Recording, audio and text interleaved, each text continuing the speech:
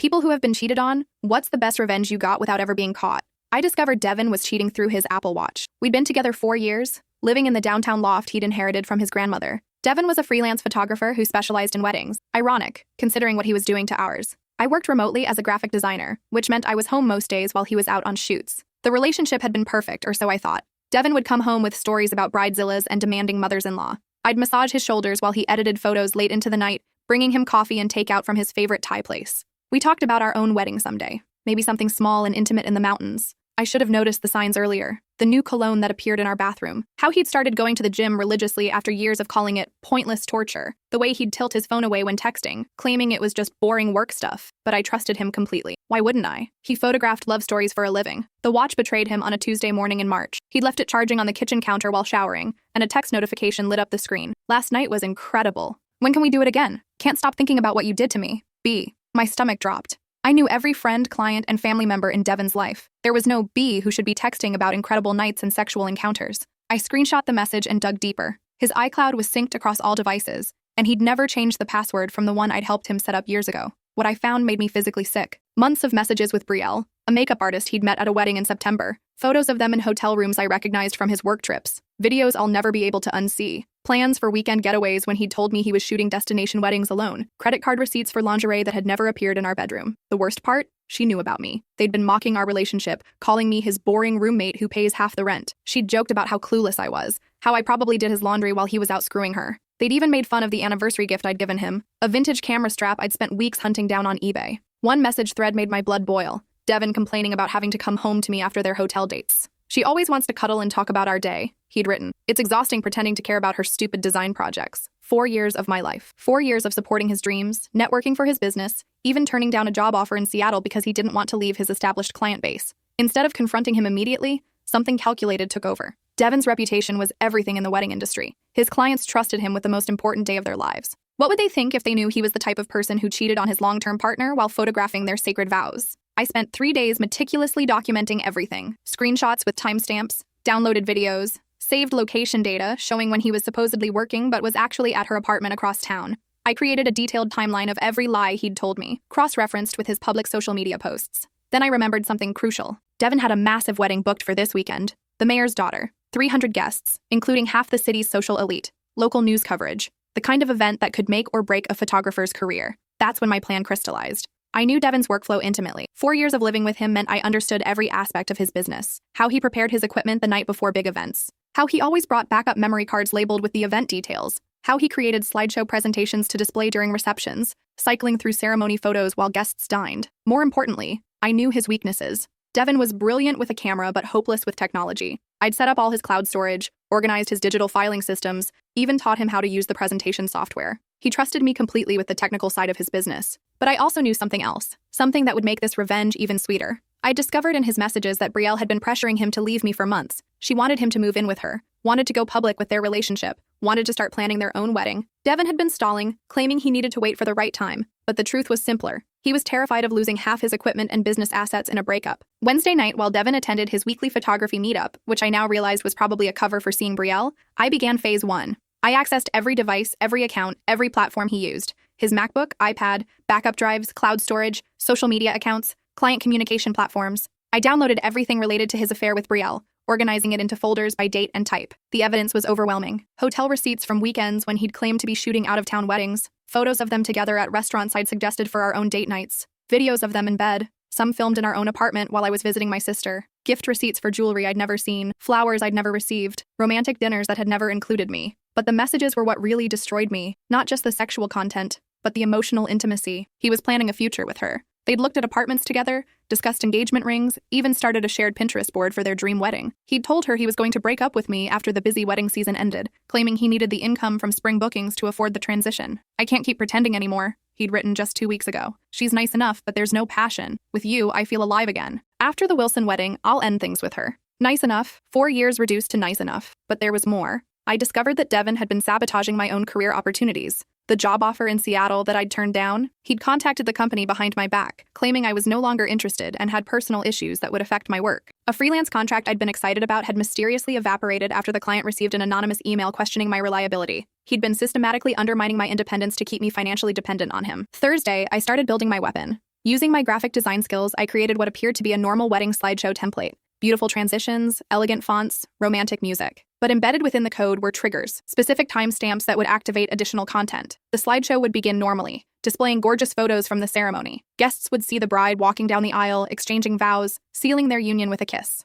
But as the evening progressed, the content would gradually shift. First, just subtle changes. Photos of the couple would be interspersed with images that seemed random. A hotel room here, a restaurant there. Nothing obviously wrong, just slightly off. Then, more obvious inclusions. Screenshots of text messages with identifying information blurred, but the content clearly visible. Can't wait to see you tonight. Your girlfriend has no idea. We should be more careful, but I can't resist you. Finally, the crescendo. Video clips of Devin and Brielle together, edited to focus on their faces, their obvious intimacy, their complete betrayal of trust. Not pornographic. I wasn't trying to traumatize innocent wedding guests, but unmistakably clear what was happening. All of it set to the same romantic music Devin used for every wedding slideshow. But I didn't stop there. I also prepared a secondary phase of revenge. Using the evidence I'd gathered, I created anonymous tip packages for several relevant parties. The IRS received detailed documentation of Devin's creative accounting practices. The State Tax Authority got information about unreported cash payments from clients. The Better Business Bureau received complaints about his hidden business practices. Each package was carefully crafted to appear as if it came from a disgruntled client or business partner. Friday afternoon, Devin came home excited about the mayor's daughter's wedding. It was his biggest booking of the year,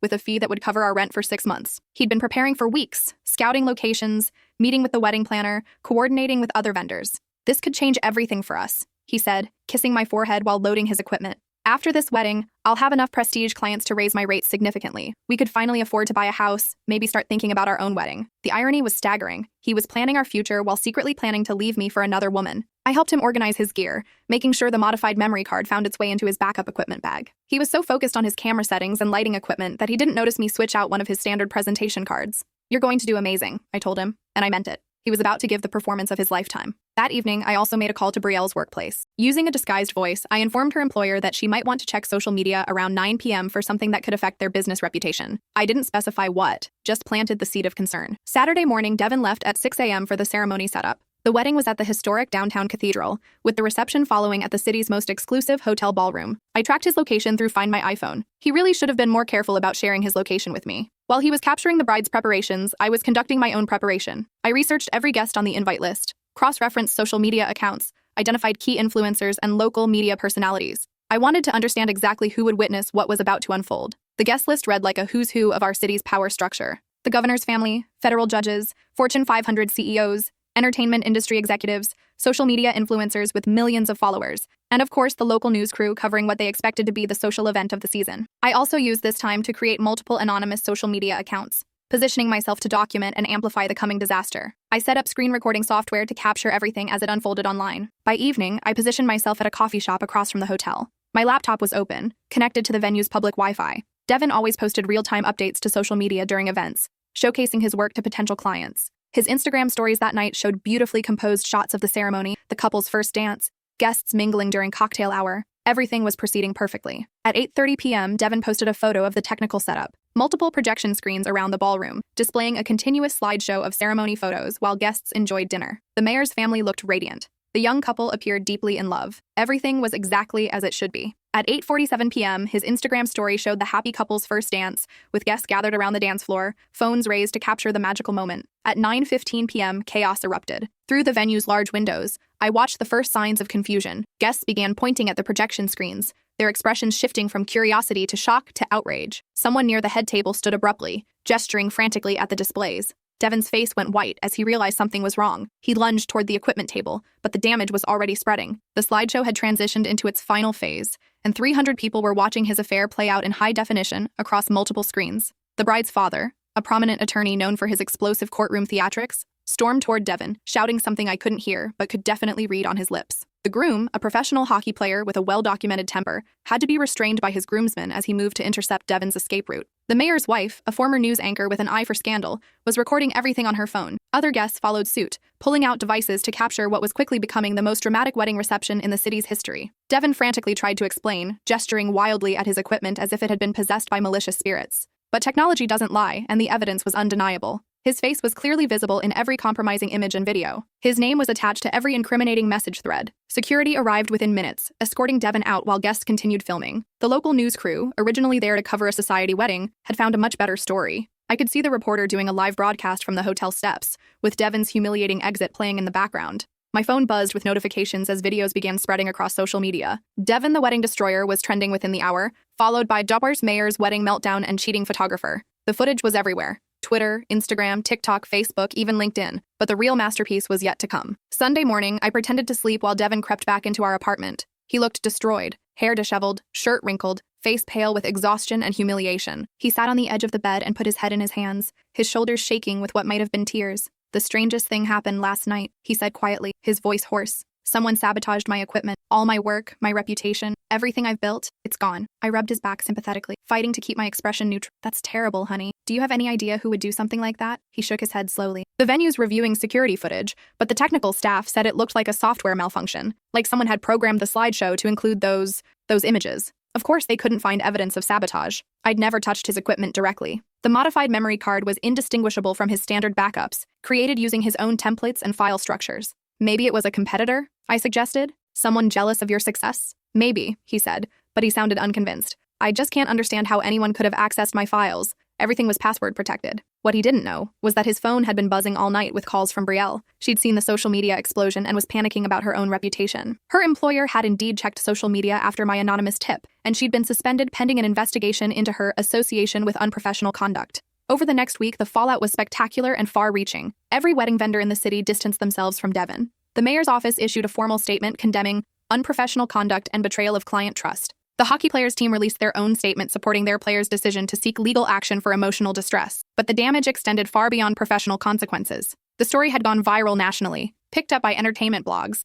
late-night talk shows, and social media influencers. Devon's face became a meme representing ultimate wedding day disasters. His personal information was leaked online, leading to thousands of angry messages from strangers. The wedding industry is surprisingly small and interconnected. Within days, word had spread to every major market in the country. Wedding planners, venue coordinators, and other photographers were sharing the story as a cautionary tale about protecting client confidentiality and maintaining professional standards. Devon's phone rang constantly, not with job offers, but with cancellations. Couples who'd trusted him with their most important day demanded full refunds, threatening legal action if he refused. His business insurance company launched a thorough investigation, initially refusing to cover the damages. The Professional Photographers Association suspended his membership pending a comprehensive review. Local news outlets ran follow-up stories investigating his business practices. They discovered he'd been charging premium rates while outsourcing editing work to cheaper overseas contractors, a common practice he'd never disclosed to clients. His tax records were subpoenaed, revealing creative accounting that attracted IRS attention. But the most beautiful part was watching him try to figure out how it happened. He spent hours analyzing his equipment, convinced someone had infiltrated his systems. He hired a cybersecurity expert to examine his devices, paying $3,000 for a report that found no evidence of external hacking. He even hired a private investigator to look into his competitors, spending another $5,000 chasing ghosts. The investigator's report was particularly amusing. They'd interviewed every photographer in the city, looking for someone with the technical skills and motive to orchestrate such an elaborate sabotage. They found plenty of photographers who disliked Devon's arrogant attitude, but none with the access or expertise to pull off such a sophisticated attack. The investigator even interviewed me, asking about Devon's recent behavior, whether he'd mentioned any conflicts with competitors, if I'd noticed anything unusual about his equipment or files. I played the concerned, supportive partner perfectly, expressing shock at the suggestion that someone would deliberately target him. "He's always been so careful about backing up his work," I told the investigator. "This whole thing is just devastating. He puts so much care into every wedding." Meanwhile, I played the supportive partner perfectly. I brought him coffee while he stress-called lawyers, researching defamation law and exploring options for legal recourse. I rubbed his shoulders when he complained about stress headaches from staring at screens all day. I even helped him update his resume when he realized wedding photography might be finished for him in this city. "I just don't understand," he said one evening, staring at his laptop screen showing another scathing review on every platform from Google to Yelp. Everything was working perfectly during the ceremony. All my equipment was functioning normally. Then suddenly, it's like someone else took control. Maybe it was just a technical glitch, I suggested gently. "Those things happen with complex presentation software." He looked at me with such gratitude, his eyes actually tearing up. "You're probably right. Technology can be unpredictable. At least I have you through all this." The irony was so thick I could barely contain myself. During this time, I also started receiving updates about Brielle's situation. Through mutual connections in the wedding industry, I learned that her career was imploding even faster than Devon's. The makeup artist community was even smaller and more reputation-dependent than photography. Word spread quickly that she'd been involved with a photographer who'd publicly humiliated clients. Her employer terminated her contract after clients began requesting different makeup artists. Her social media followers, once engaged with her beauty content, turned hostile after discovering her role in the scandal. She'd made the mistake of posting a defensive statement claiming she was just as much a victim as anyone else, which only inflamed public opinion against her. 3 weeks later, Brielle finally contacted Devin. I watched his face crumble as he read her message on his phone. She was ending things, unwilling to be associated with his public humiliation and professional destruction. The makeup artist who'd mocked me for being clueless was abandoning him the moment his reputation became toxic. She says the media attention is affecting her business, he told me, his voice hollow.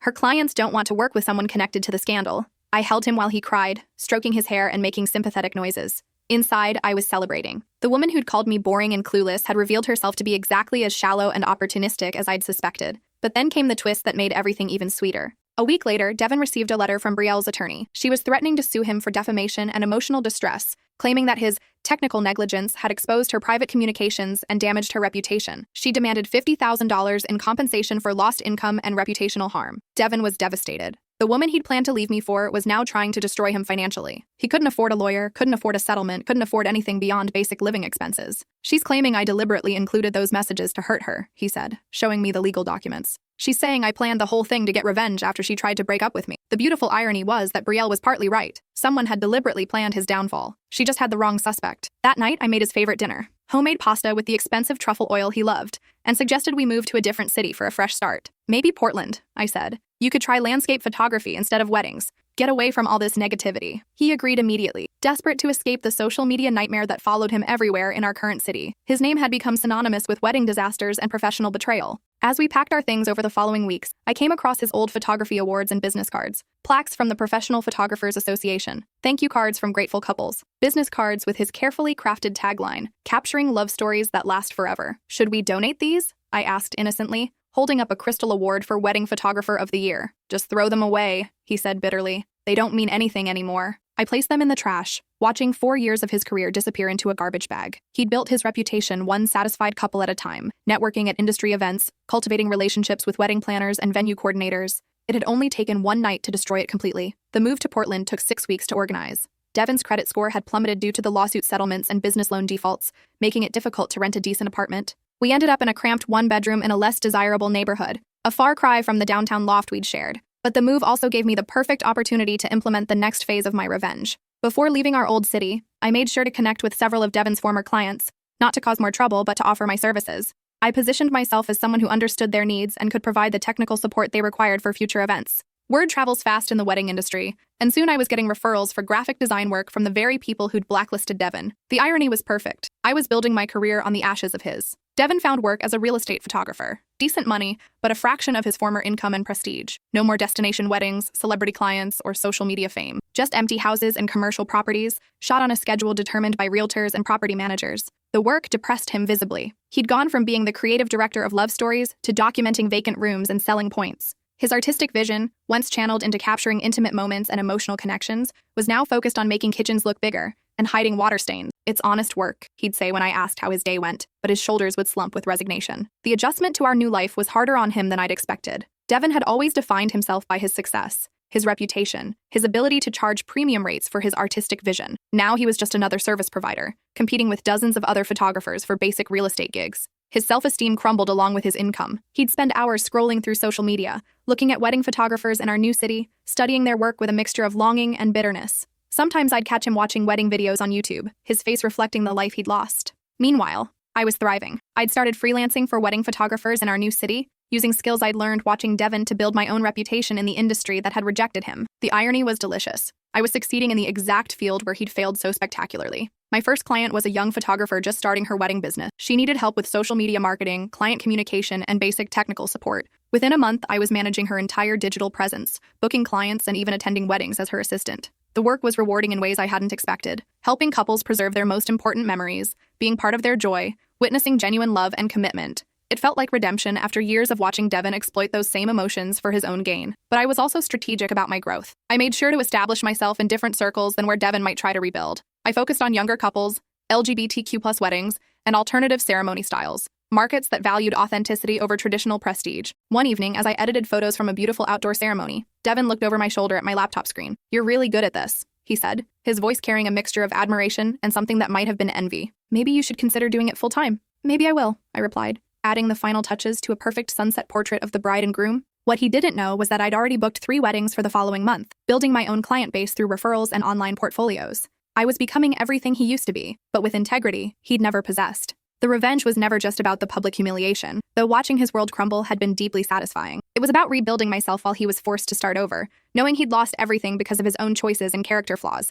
Every time he complained about his ruined reputation or diminished prospects, I nodded sympathetically and reminded him that good people don't deserve such bad luck. The gaslighting was almost too easy. He was so desperate to believe he was a victim of circumstances rather than consequences. 6 months after the move, Devon's investigation into the equipment malfunction finally concluded. The cybersecurity expert issued a final report stating that no external infiltration had occurred. The private investigator closed the case without identifying a suspect. The insurance company ruled it an unexplained technical failure and denied coverage for business losses. Devon was forced to accept that his career had been destroyed by what appeared to be an impossible coincidence of software glitches and bad timing. He still spent hours online, reading about similar technical failures, trying to find precedent for what had happened to him. During this period, I also discovered that my anonymous tips had borne fruit. The IRS audit revealed significant tax discrepancies, resulting in penalties and back payments that further strained Devon's finances. The state tax authority imposed additional fines. The Better Business Bureau investigation led to a formal warning on his business record. Each new financial blow made him more dependent on me. I was the only stable income in our household,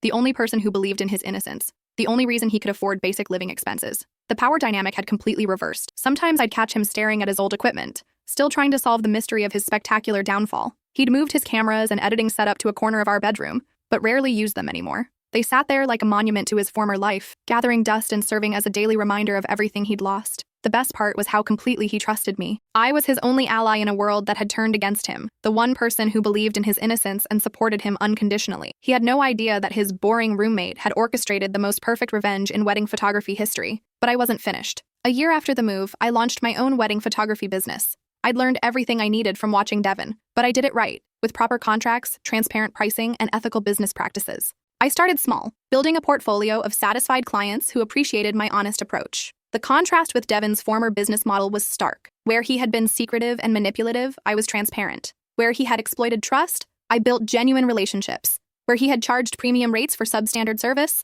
I delivered exceptional value. Within 18 months, I was booking weddings at rates that approached what Devon used to charge in his prime. The wedding industry in Portland embraced me as a fresh voice, someone who understood both the technical and emotional aspects of documenting love stories. Devon watched my success with a mixture of pride and bewilderment. He was genuinely happy for my accomplishments, but I could see the confusion in his eyes. How was I succeeding in the same industry that had rejected him so completely? "You have a natural eye for this," he'd say, reviewing my portfolio. I wish I could figure out what went wrong with my own business. Last week, I booked my biggest wedding yet, a tech executive's daughter with a 6-figure budget and guest list that included several minor celebrities. When I told Devon about it, he smiled sadly, the expression of someone remembering a life he could no longer access. "I used to dream about gigs like that," he said. "The prestige, the creative challenges, working with unlimited budgets." "I know, honey," I replied, kissing his cheek gently. "But everything happens for a reason, right? Maybe this is just life pushing us towards something better." He nodded, wanting to believe in cosmic justice and hidden blessings. It was easier than accepting that his downfall had been entirely self-inflicted. But there was one final twist that made my revenge complete. Last month, I received a message through my business website. It was from Brielle, now working at a makeup counter in a department store in Phoenix. Her career in wedding makeup had never recovered from the scandal. She'd somehow tracked down my business and wanted to apologize. She claimed she'd been manipulated by Devon, that she never meant to hurt me, that she'd learned from her mistakes and wanted to make amends. The message was pathetic, desperate, and self-serving. She wasn't sorry for her actions. She was sorry for the consequences. She wasn't trying to heal my pain. She was trying to ease her own guilt. I never responded. As I write this, Devon is asleep beside me in our Portland apartment, still believing he was the victim of an impossible technical failure. He has no idea that his former partner, the woman he'd planned to discard after wedding season, had systematically dismantled his entire world using nothing but his own arrogance and infidelity against him. He'd been right about one thing. I had been doing his laundry while he was out screwing his mistress. But I'd also been learning his business, understanding his methods, and positioning myself to destroy him more completely than any competitor ever could. The wedding industry is built on trust, reputation, and word-of-mouth recommendations. Devon had spent years cultivating relationships and building credibility, never realizing how fragile those foundations were. It only took one night of perfectly orchestrated humiliation to tear it all down. And the most beautiful part? He'll never know the truth. He'll spend the rest of his life believing he was unlucky, that technology failed him at the worst possible moment, that his dreams were destroyed by forces beyond his control. Meanwhile, I'm building the career he used to have, using the knowledge he unknowingly taught me, serving the clients who will never trust him again. Every wedding I photograph is a reminder of his failure and my success. The revenge wasn't just getting even, it was replacing him entirely, and I plan to keep it that way.